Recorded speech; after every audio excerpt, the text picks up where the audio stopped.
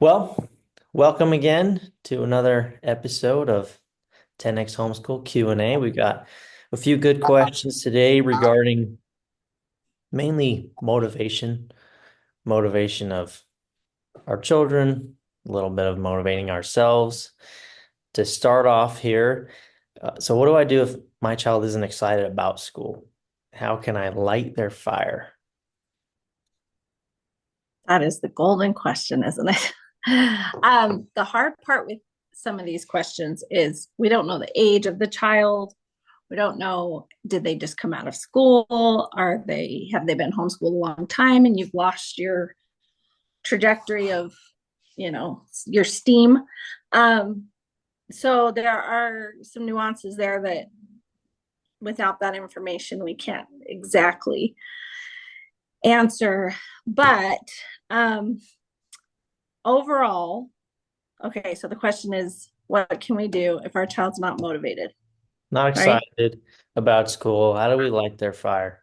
Okay, so it's hard. And again, I don't want to make it sound simple for especially moms who are in the trenches of having maybe 4 and 5 children and they're just struggling to keep the house running. It can be complex, but it can be simple.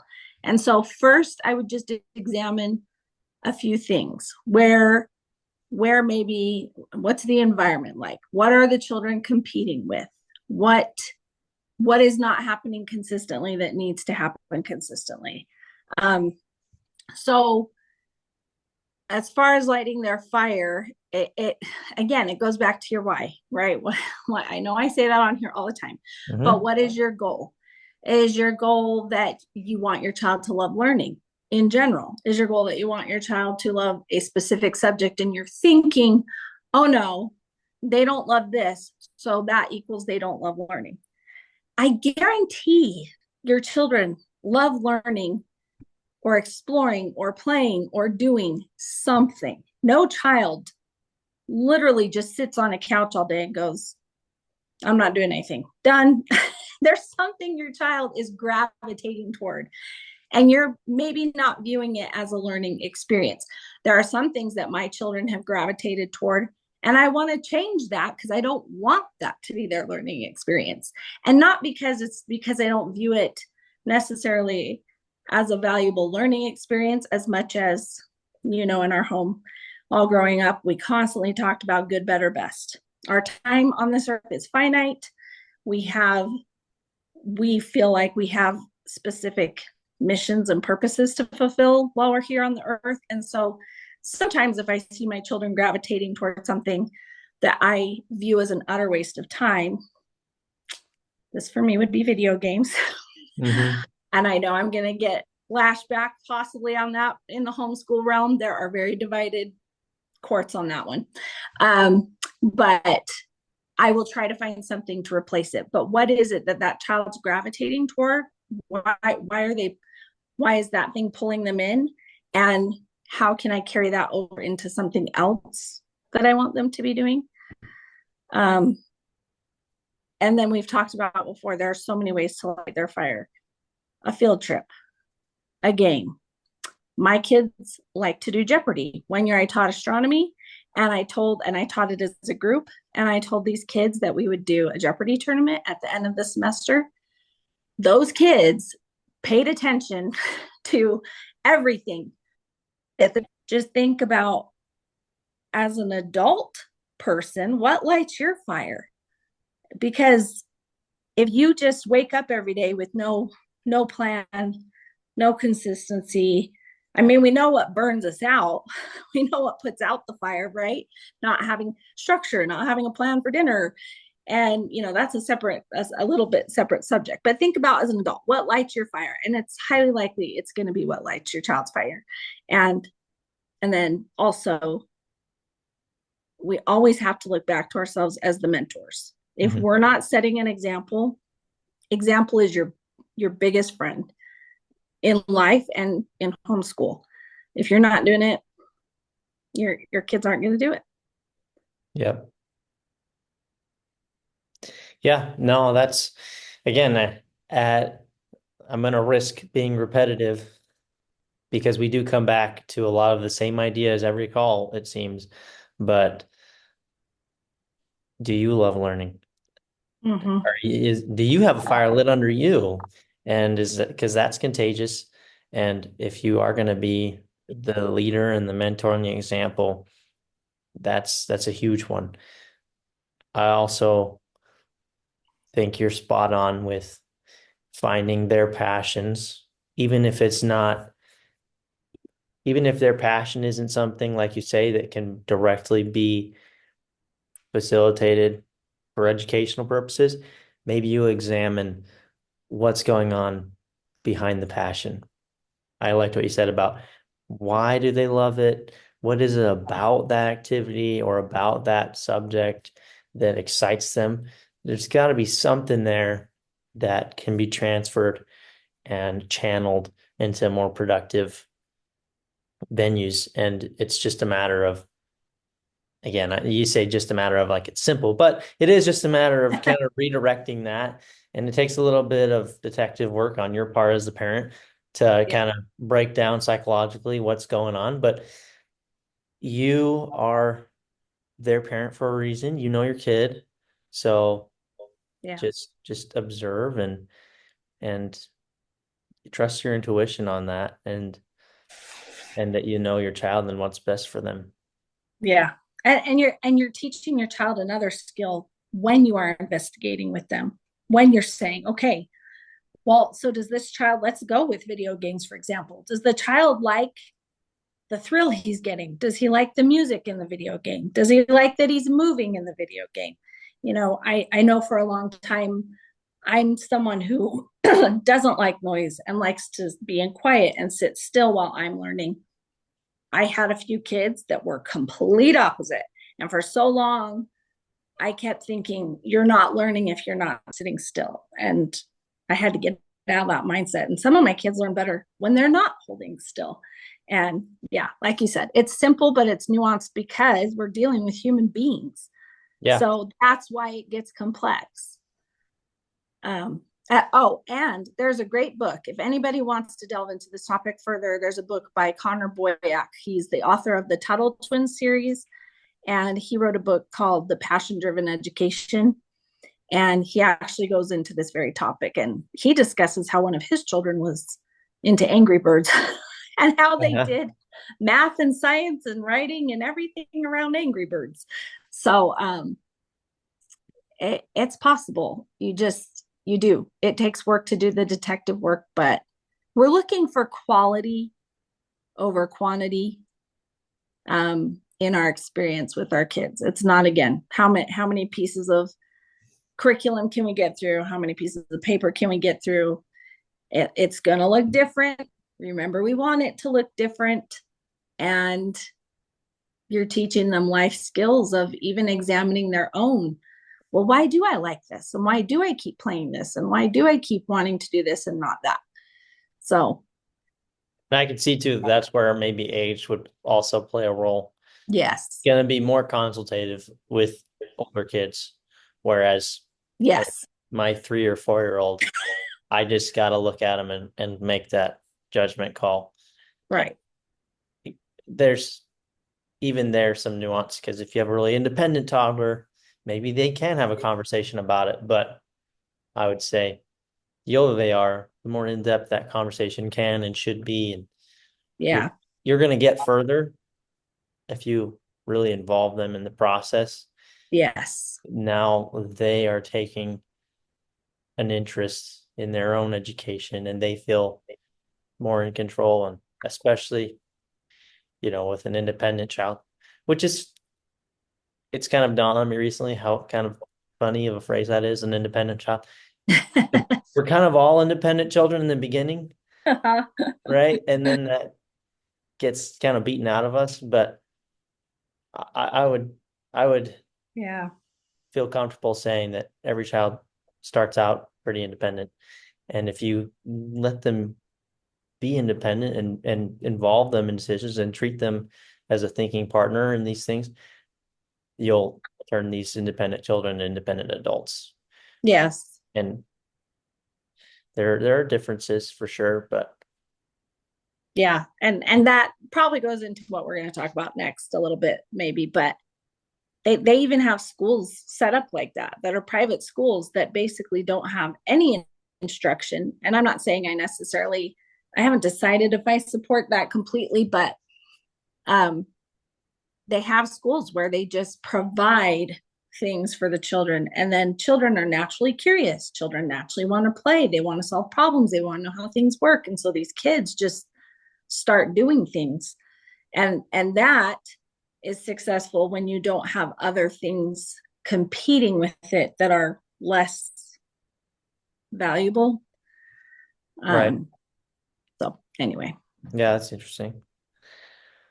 Okay, so let's take this a little further. Say that I'm trying to go on this journey of discovery with my child, trying to be the example of being excited about learning. I'm being the mentor, and it's like pulling teeth. Let's let's give an age to this child just for the illustration. Let's make him a teenager because we all know what that's like. This teenager is just giving me nothing. Uh-huh. You said, hey, no kid wants to sit on the couch all day and do nothing. But from my perspective as a parent, it really seems like this child would be happy to sit on the couch all day and do nothing. So, what do I do with that child who is just appears to have zero motivation, zero desire to even have the conversation? And Yeah. wow, where do you even start there? Okay, this is a deep question, and I'm thinking of that. I don't know if you've seen Inside Out 2 yet. I'm thinking of the teenage character that just lays on the couch and plays on his phone. That's Yeah. introduced. Um, so these are kind of some hard things to tackle, and we don't like to hear them. But if it is so bad that your child doesn't even want to have a conversation about it, the first place I would check is your relationship. There are things, this is funny. I actually read my teenage boys the questions for today, and my teenagers are 13 and 15. And when I read them the question about what do you do when your child's unmotivated, they said, you make them do it. And I Mm. said, really? You make them do it? And they said, yeah, they don't know what they're going to like until you make them do it. You have to make them do it long enough, but that can be a battle for some people who are really in a bad relationship place. There are things that sometimes I will introduce to my teenage kids, and they are not motivated to do it. Today we were doing a writing class, and they've actually enjoyed most of it. It's been on video. Today we had to actually start doing the physical writing. And boys in general are adverse to writing physically. Um, and and we talked about the skills that we were going to be able to gain from actually writing. And I know that this isn't their favorite thing right now, but we have built a trust. They trust me. They trust that I want what's best for them. We talked about doing this program, and I said, and this is something I talked about with Dad last night. A lot of times we kind of just start something, and I've done this too in the past. We start something, oh, it's not going very well. I'm meeting resistance. The child hates me. Maybe they hate the curriculum, right? And it's just too hard. I don't want to take on this battle, and then we give up. With me, I try to thoroughly talk to my boys. We pray before each school year. We discuss skills we're lacking or skills we may need to approach. And we say, okay, this is what we're deciding to do. And we have that agency to decide what we're going to do before we start it. But then once we've made a commitment, we want to follow through. And that doesn't necessarily mean till the very end of the curriculum, the last day, 365 days later. That could mean we are going to do this for 4 months, for 6 months, and see if we can build a liking for something. It's just like with anything else, right? I mean, children oftentimes equate their confidence with their abilities. And so a lot of times we think, well, they don't have confidence in this or they don't like this. Well, sometimes it's because they just don't have the aptitude or ability for that yet. And so it's our job as parents, and that's why I sit and do the writing class with my boys. I'm actually writing the same papers, I'm watching the same videos, I'm doing the exact same homework that they're doing. And I know that that's not always, especially if I had 7 children at home right now, that wouldn't be something I could do on a sustainable daily basis. But it might be something I could do once a week or once every 3 weeks, or I could certainly read their papers or check in with them and say, how's it going? So, so there's that from teenage boys. Just make them do it. But again, if there are struggles with they don't even want to listen to you, they don't want to try anything, I would look at the relationship. Then I would look at what is competing for your child's time. So I remember when we started homeschooling, seeing a lot of peers in the homeschool world that if they weren't doing their schoolwork and they put up a fight, it defaulted to watching this YouTube video or playing this video game or being on TV. And I knew that those were the things I didn't want my children doing. That's not to say they didn't try or Mhm. that there were moments that that happened, but I didn't want that to be our daily. And so we made a structure and we said, within this time frame, these are the offerings and these are off the table. And this isn't an option. And by the way, if you want to be able to do these offerings that are off the table right now later today, then what's offered during this time period needs to be attempted with a pleasant attitude and accomplished to a large degree. And so I guess I just, again, talking to my boys about this, they just thought, well, who kind of would be that defiant? And again, I don't know mom situations where it gets to this point. Um, but there is a level of my children see that I'm not being hypocritical. I'm learning to. Um, they respect what I have to say. I've involved them in the conversation and we try things, and they know that if it's absolutely miserable and we're not getting anything out of it, that we will readdress it at some point. But I think we also need to be consistent. Think about your environment, or maybe you have a teenager that I know for you. I can remember when you would sit down to do school, you would just about lose your mind if your area was messy. You got that from me. And you couldn't concentrate and you would pick up everything and move it and go, I got to have this clean. And maybe that is what is holding your child back. So observe what's going on, observe what it is they're being resistant about. Have a conversation with them, especially if they're a teenager, and say, why do you feel like you're having a hard time with this? Maybe there's a learning disability. Maybe there is, I don't know. Maybe they just don't feel confident enough because they can't spell or whatever it is. Find out what it is and then work with that child. Ask that child to pray about it, pray for help. Um, I guess it is hard for me to wrap my head around that extreme, but I know it exists and I'm sorry it exists. And No, that's actually, I think, a very good starting point is to focus on those two things, the relationship and what's competing for the child's time.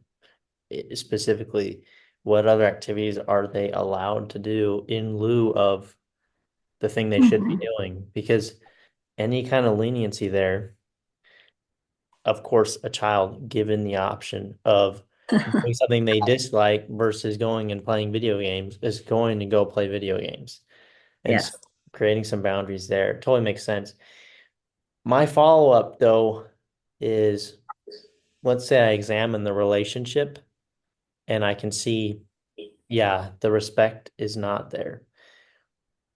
This is a huge rabbit hole we could go down, but maybe just a minute or two on where you would start in repairing that relationship or building it. Maybe it's not necessarily that it's broken, but maybe this teenager just came out of school and it's like, well, who are you? Because, Yeah. you're my teacher knew what they were talking about and you're just mom. So I guess how do you earn their respect or begin to build a relationship where they trust you enough to go those few steps with you where you can say, hey, it may not be your favorite thing, but let's give this a real shot. And I'll do it with you, right? You do have to have a certain level of a relationship built there. So where to start building that? I think I think in my personal experience, number one would be say you're sorry first. I'm sorry that I have neglected you or not prioritized you, or I'm sorry that I haven't listened to more of what you want in school or whatever it is, just first of all, validate their feelings. I'm sorry, I can see this is hard for you. I'm sorry, I can see you miss your friends at school. I'm sorry, I can see that maybe it's not even you miss your friends at school. Maybe it's like my 15-year-old who's been homeschooled his whole life and just is a really big extrovert. And I'm sorry, I can see we're not putting in enough time for you to, we need to have more time for teens to come here on the weekends and plan things that teens can enjoy at our house. So, so first validate, apologize, and then just pick one thing. Just pick one thing that you can work on. My 13-year-old and I had a little discussion this week. He felt I was being pretty harsh on him about some things, and we both came to the recognition that we both needed to talk more kindly to each other. And we were just starting to like escalate passionately some of our conversations. We weren't trying to necessarily be angry or rude, but we had to have a little discussion and revisit and recommit to, I could see how that could hurt you. And I'm sorry I made you feel this way. And I will work on being more supportive in this area. So and all of this takes time. And sometimes we get in this mode of, oh my goodness, if I do this, I'm not doing school. And if I do this, especially maybe if you have a plan to stick your child back in school and you think they're falling behind, we're never going to catch up. And I have to make dinner and I have to take care of the baby and I have to do all these things, right? But in the end, wouldn't you want a child that can work through and function in a relationship and be respectful and give that same grace to their future children or their sibling than a child who hated doing all of his subjects and really didn't learn anything in the end, because we tend to shut down and not learn when we're not in a good place. And so nothing sticks anyway. And what's the more valuable lesson? I just don't think you can ever go wrong with tackling those harder things. I mean, we honestly use relationship skills way more than we ever use math skills. We use them Right. every single day. Sure. So, Not to mention the increase in productivity once that connection is established and healthy is going to more than make up for the time that you invested in repairing or building that relationship.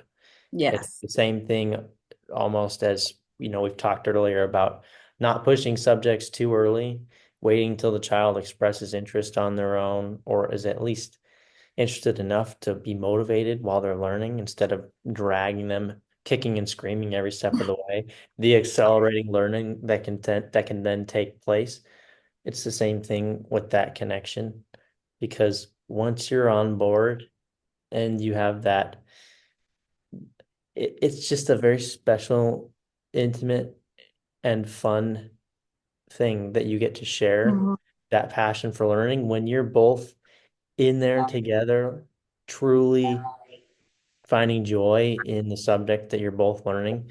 It's so different. Yeah. And there's so much more retained. There's that whole emotional memory. it's going to be so much better than the alternative of just dragging them, or as it says here in the question, pulling teeth. Yeah, So that's it's true. don't be afraid to make that investment. The return far exceeds the investment. Yes, for sure. Absolutely. Well, Okay, well let's get into one specific example and then we'll wrap things up here. okay. So reading, since we talk about reading all the time. Hmm. So how do I get my child to start enjoying reading? So let's just say I have a child not into it, not in Okay. on a personal level or really on a family level. It's not really their thing. Where do we start with that example? Let's make this child 8 years old. 8 years old. Okay. Well, eight's a great age actually to still be able to get your child into reading. Teenagehood, if they haven't kind of connected by then, it does get harder the older they get. Um, so I'm going to go back. I'm going to sound like a broken record, but do they see you reading? Number one. Or is it just like this?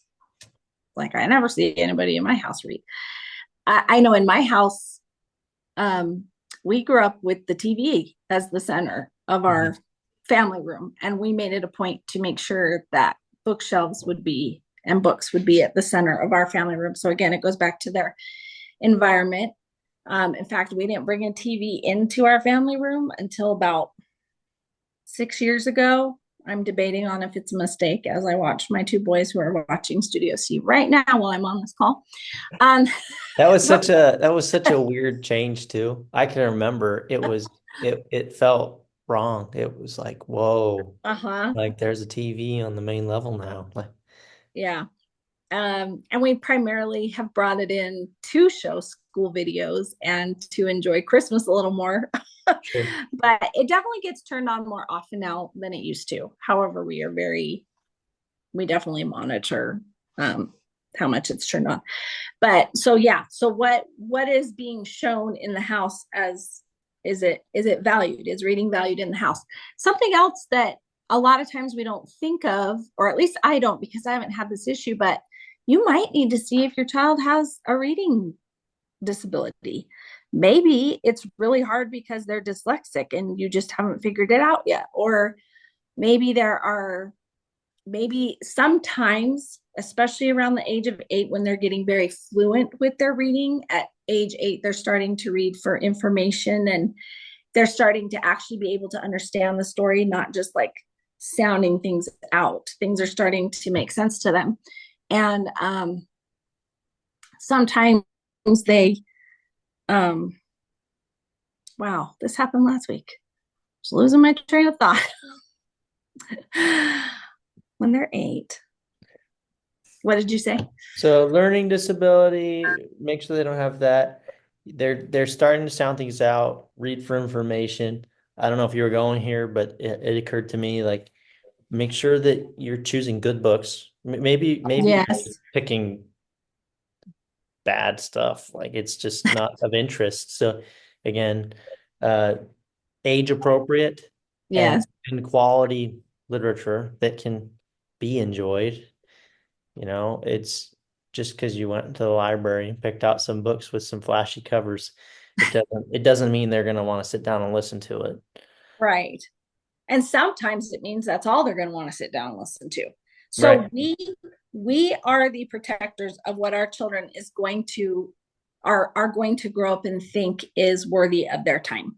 We're the ones that are creating in their minds. I had this discussion with dad last night. We're the ones that are through what we put in our house, through what we bring into our house, through what we allow on the screen and the music and the books.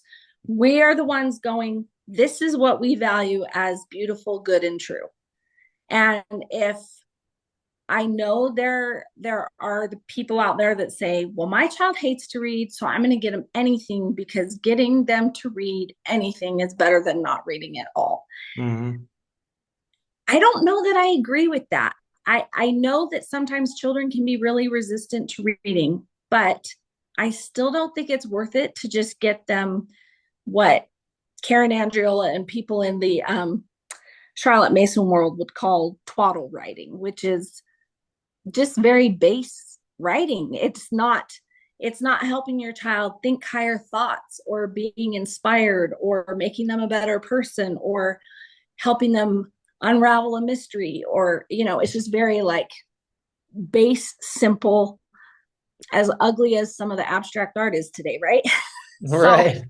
um yeah, I would be careful with that. And I still don't know where I was going with the 8-year old thing, other than 8 is a very good time to still be able to get your child to love reading, but you may have to do a plethora of things. It's funny. I brought up to my boys, I said, I know one homeschool mom um, that pays her children to read. And my boys went, pay? Why would you ever pay us to read? And they flipped out. And I just thought it was funny that that's where their mind's at. They enjoy reading so much. They don't know why anybody would get paid to read. But I remember when I first started reading to the kids out loud, I remember thinking, everybody needs to sit still. Everybody needs to be looking at me. They're Right. paying attention. Maybe your kids need to build with Legos or color, do something quiet while they're reading. They need to do something with their hands. Maybe they need to listen to something on audiobook because the voice is just way more interesting than mom's voice. Um, Lord of the Rings, for example, that's a great one, or Narnia to listen to because they have voice actors that have very enjoyable voices to listen to. So maybe they just don't want to hear mom read.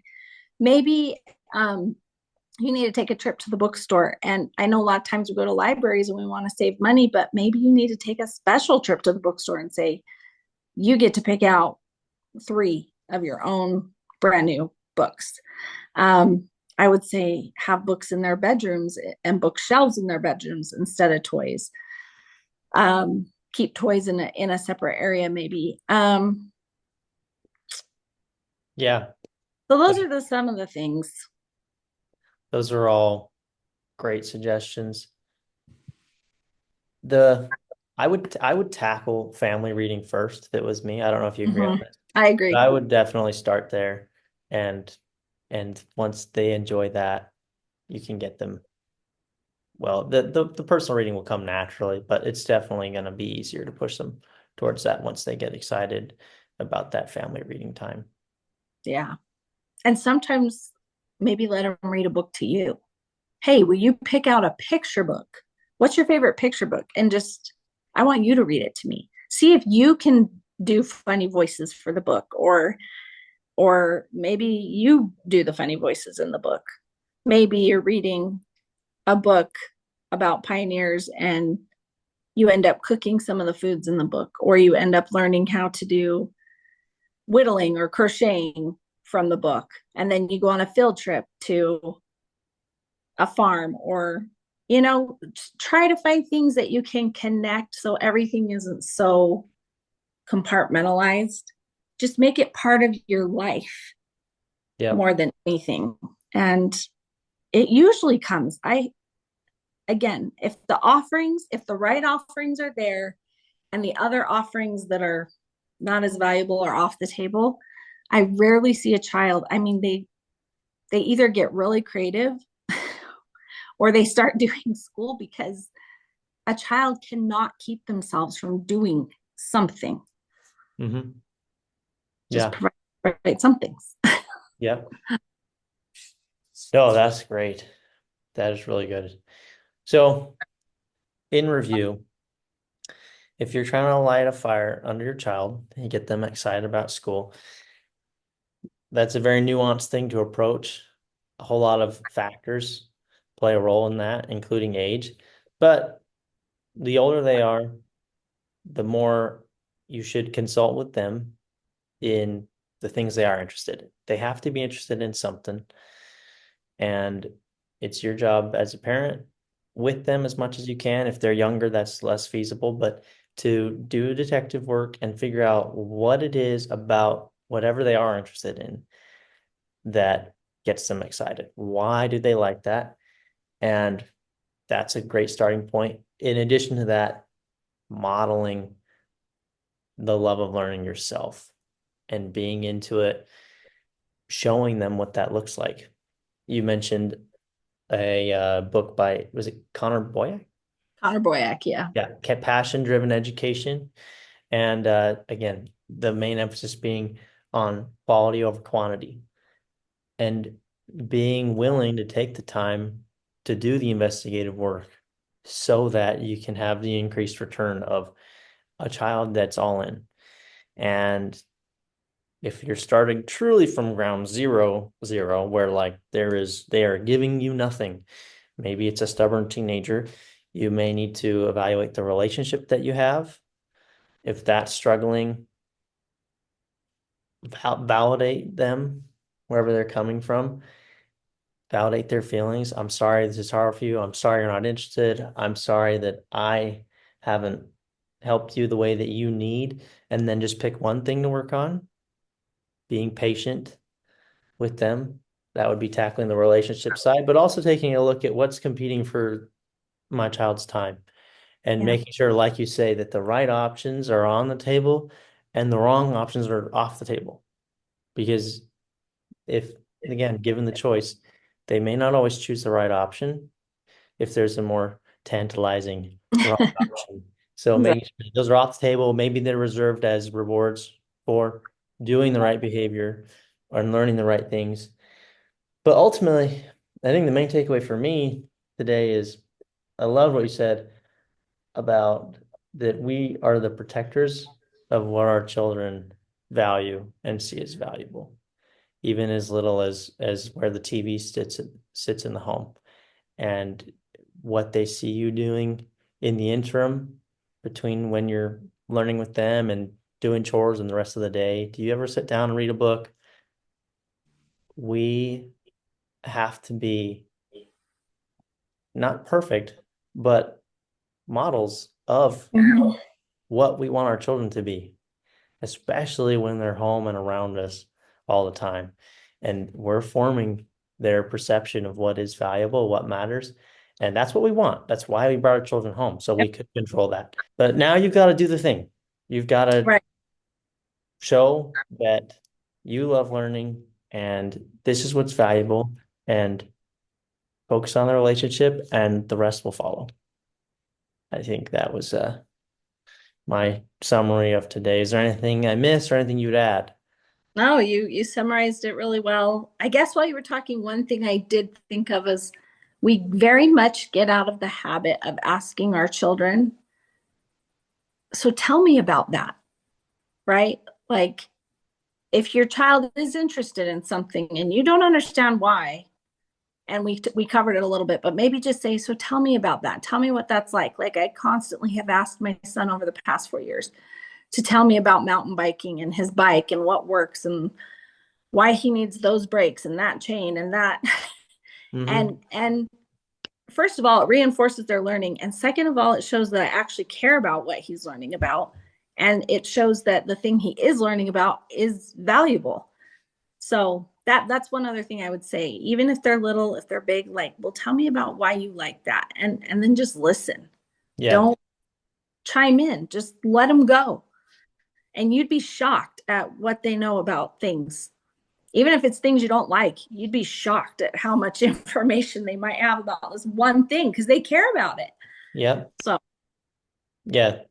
That's a great little secret weapon, little insider yeah, tip. That's a great question. So tell me about that.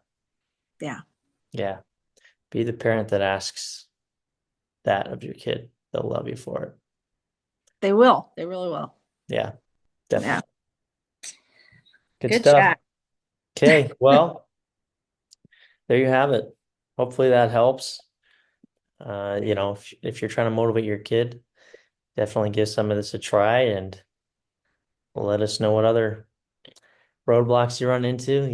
You'll come up on against other blocks, other roadblocks as you try these things. But this is definitely a good starting point, I think, for most people. And just keep trying. Yeah. Don't just try it once. It's gonna take some time. Yes, it will. So, Yeah. All right. well, Thank you.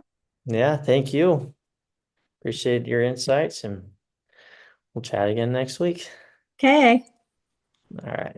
See ya. bye.